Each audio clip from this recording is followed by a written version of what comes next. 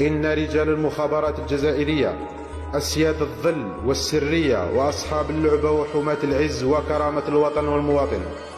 نعم، تحية كبيرة واحترام وإجلال لرجال المحروسة الشرفاء المرابطون النزهاء الذين يعملون في سرية ومصداقية واحترافية عالية ليلا نهار في كل مكان وزمان، في قلب العتمة حيث لا يرى أحد، وفي زوايا المشهد حيث لا يسمع صوت.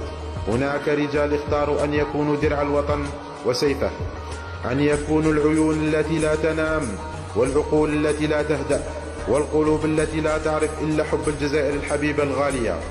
إنهم رجال المخابرات الجزائرية، هؤلاء الذين لا تعرف وجوههم لكن بصماتهم محفورة في كل نصر وكل إحباط لمؤامرة دنيئة.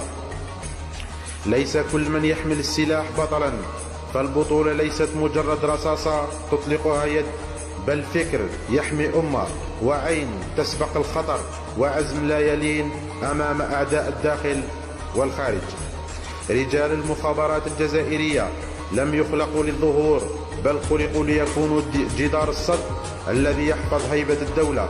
هم سادة التخفي والمهندسيون الحقيقيون لأمن البلاد، وأسياد ميدان يعملون في الظل ليبقى الوطن